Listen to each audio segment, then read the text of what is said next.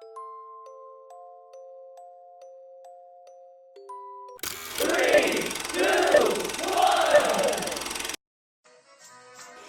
stand by for further details. We return you now to your regularly scheduled program.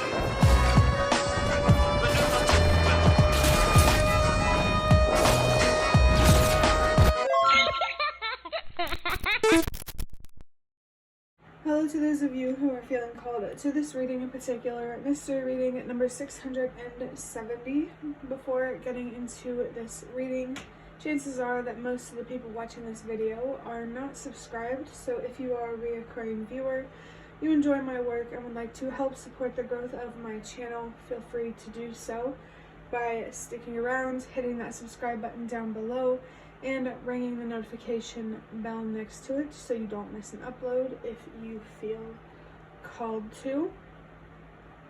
My current goal is 500 subscribers so I can have access to offering channel memberships. So if you do decide to support my channel, thank you very much. So before interpreting the number 670, I would like to mention that about 30-ish videos ago, give or take, maybe around the 150, 160, 140 range, or not 100, 650, 40, 60-ish range. In a video, I accidentally said that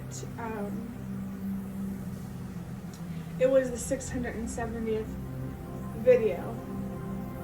So if you remember that, this could be confirmation for you that this is definitely your reading. But if you don't remember it, that's okay. It just feels like it's potentially extra confirmation for someone. But the number 670 is about unconditional love, unhealthy attachments. This devilish type of energy feels like, well, there's also wisdom and cycles. Something has come to an end, or will be coming to an end.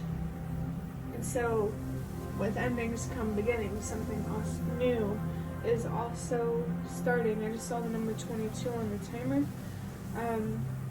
I feel like this change, this cycle, has to do with balance. I feel like you're moving into a place that is more balanced. It feels like there's a shift in energy here, and you might have felt it as well. I definitely feel you're learning a lot, gaining a lot of insight, awareness, and ultimately power. There's a message here about how knowledge is power. Through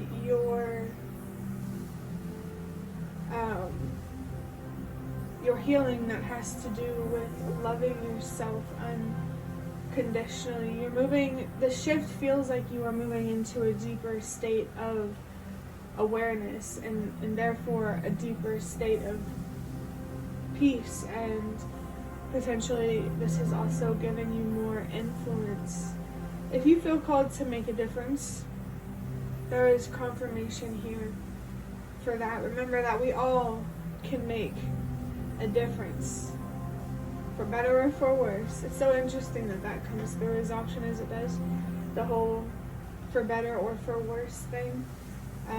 It kind of feels like there's this lingering energy here around commitment. For some reason I was wanting to say attachment. I think it's important to understand the difference between being attached and being committed. Commitment is a choice. Getting strong lover's energy here.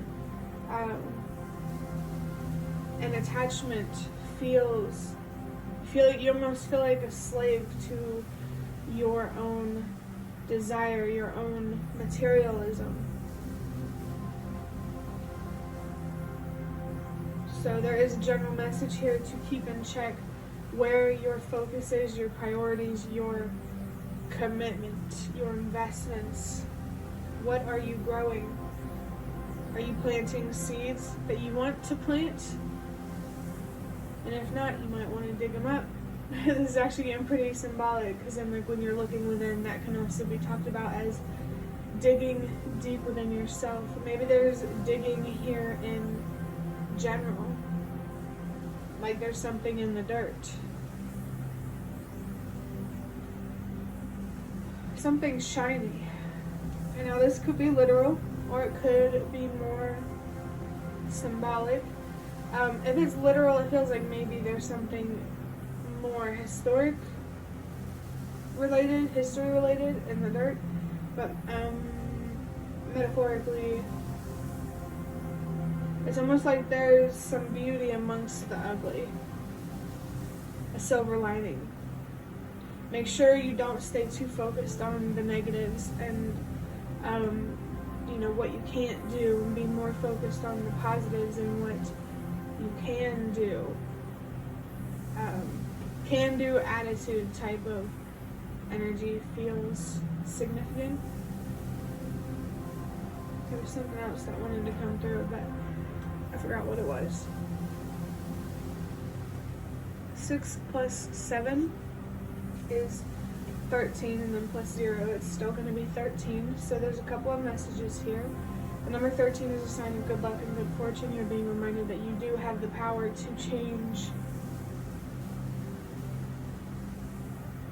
your quality of life, is the most general way that I can put it. It's definitely bringing strong magician energy. I haven't picked up on magician energy in a long time.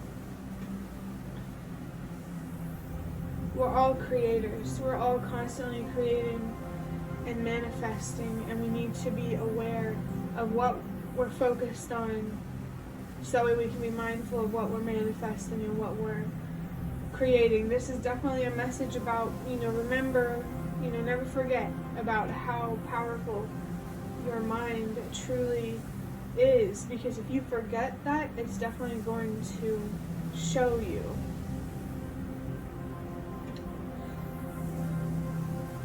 Maybe it depends on if you're open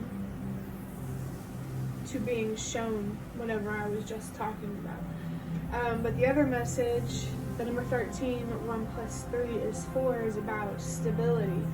So there's your luck, good fortune feels linked to creating stability for yourself on the inside, outside, emotionally, mentally, physically, spiritually. There's a strong energy of a need for balance here, especially because I got distracted by the number 2 that I have written on this paper on my bed. That helps me, say my whole intro thing. Let me read actually what it says. I feel called to. Well, it just feels like it's further. It says it right here. I'm just going to show you. I'm not even ashamed. We have number 2. That was the 2 that I got focused on, and that is related to the part of my intro where I say, if you are a reoccurring viewer, enjoy my work, and would like to help support my growth, blah, blah, blah. That would be an investment. Maybe there's a good investment there. I know I'm a little bit biased. But yeah, that's just confirmation for someone that if you feel called to subscribe, there you go.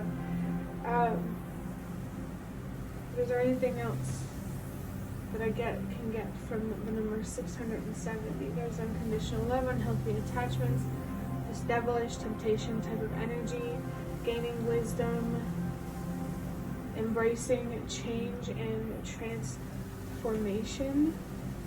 Yeah, this is just ultimately about creating stability for yourself mentally, emotionally, on every level, so that way you can attract the abundance, the luck that you deserve. And I say it every time, I'm not blaming you for everything that you have gone through, but we are pretty powerful on our own and can protect ourselves from people and opportunities that we know are just not going to work out in our favor.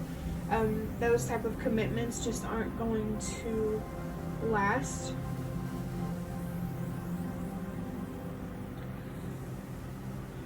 Well, that was just a train of information that I don't even remember what I was talking about.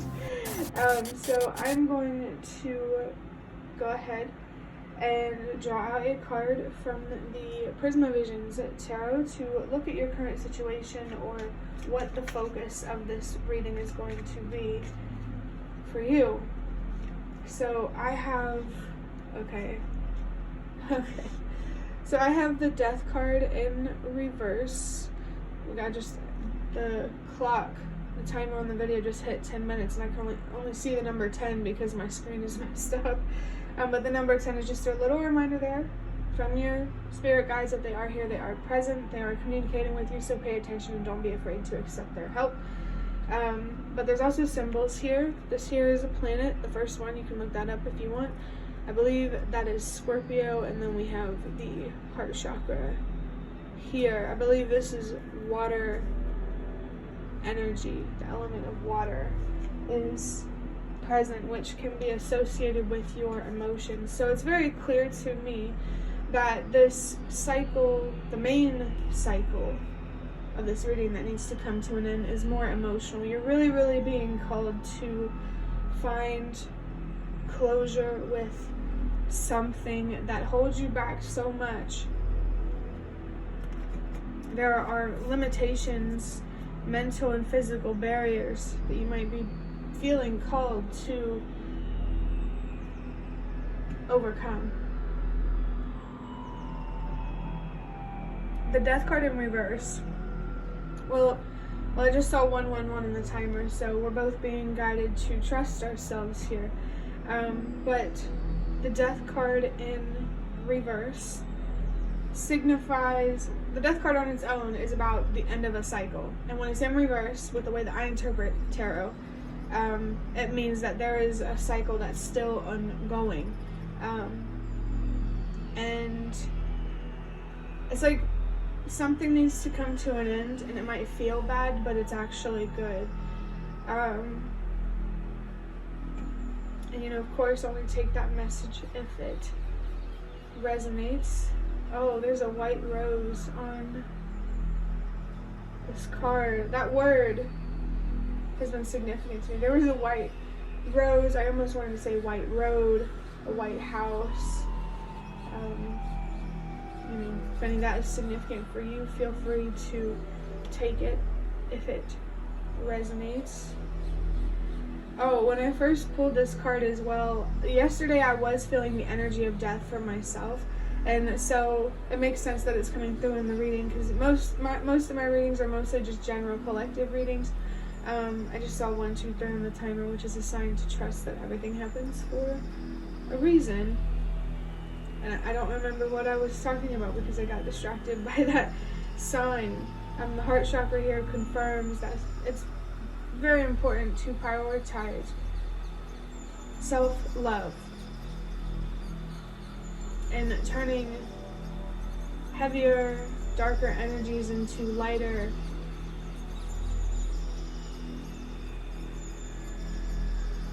more productive energies, if that makes sense. The Death card actually does have the number 13 on it. So that number could be particularly significant for you, other than the message that I'm getting.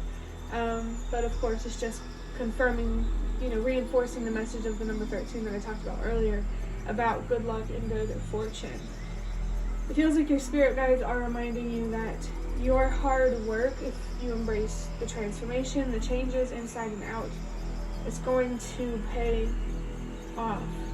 Never forget how strong and capable you truly are. That's the thing. If you are an empath, like a super empath, you're really good at patience. So it's important for you to extend that patience that you give to others to yourself.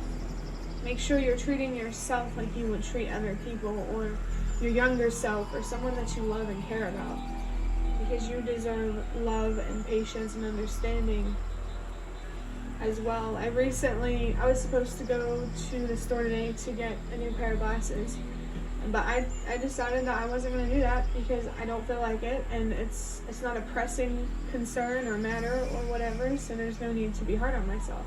So there could be a situation here for you to not be hard on yourself if you don't have to be. I feel like there's an emotional weight here that could be manifesting as a physical weight, an emotional attachment here that is creating an attachment in your physical world, whether it's through a relationship, workaholic type of vibes, or there's just something.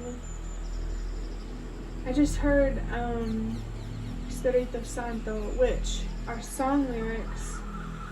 Well, first off, your ancestors are definitely coming through. I believe, off the top of my head, I'm not 100% sure what that means, but I'm pretty sure Espíritu means spirit, and Santo means saint. So, maybe there is a Catholic person watching this, potentially. For some reason, I wanted to say Cattolico, which is Italian for Catholic, depending on your gender. So, your ancestors, anytime I hear like Italian phrases and words and stuff like that, it's a sign here that that's a message from ancestors. So your ancestors, one second here, they could maybe be reminding you of a specific saint or a specific spirit, or they could be pointing to your own, the purity of your own soul. And purity isn't just about being a good person, making moral decisions. It's also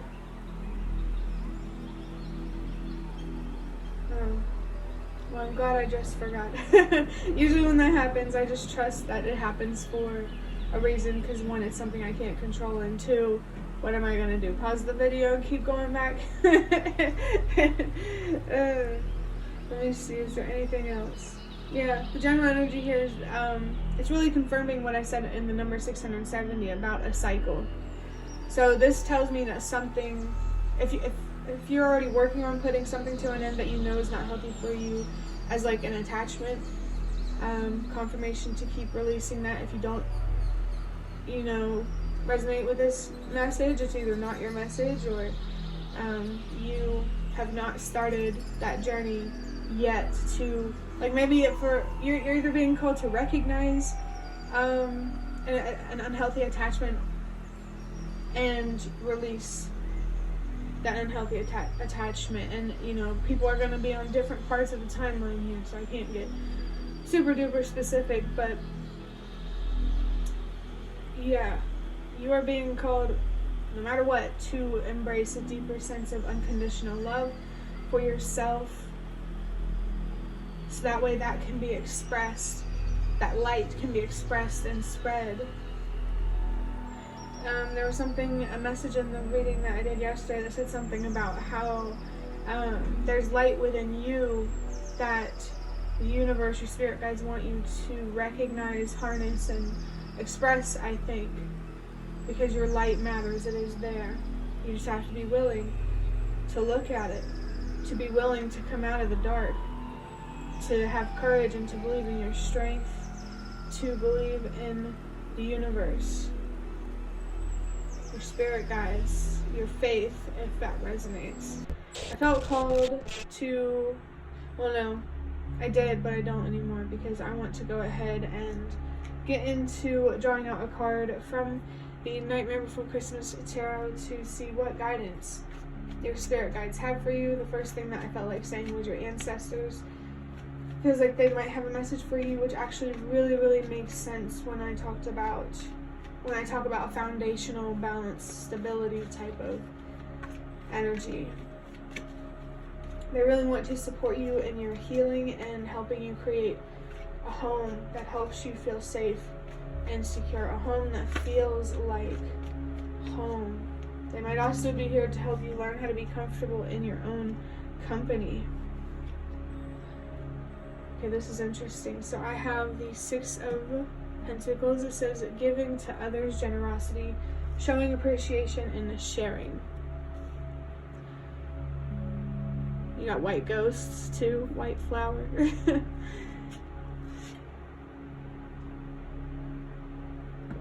Maybe there are some paranormal experiences that you're interested in or curious about, and that's just confirmation.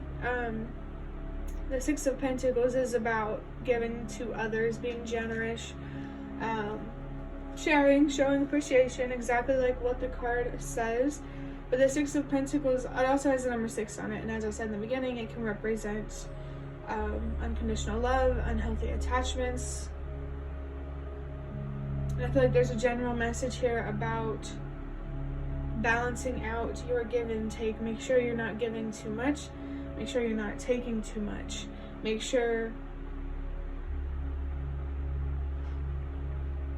there could be something significant here about being mindful about the generosity of others and like their intentions.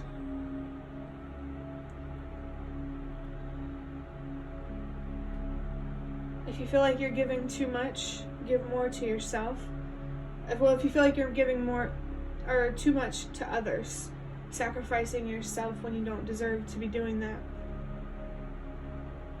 then it's time to give more to yourself. But if you feel like you're giving too much to yourself, a little too selfish, then focus more on giving to others around you. I definitely lean more towards giving to yourself. This just feels like a general message to make sure the give and take in your relationships are balanced, especially the relationship with yourself. Make sure you're communicating clearly with yourself, setting boundaries with yourself, and respecting those boundaries. There's something significant here about self-respect, and it instantly made me feel the energy of the Queen of Wands. Self-respect and self-confidence. It's important for you to be aware of your worth and what you deserve and how to stand up for and protect that.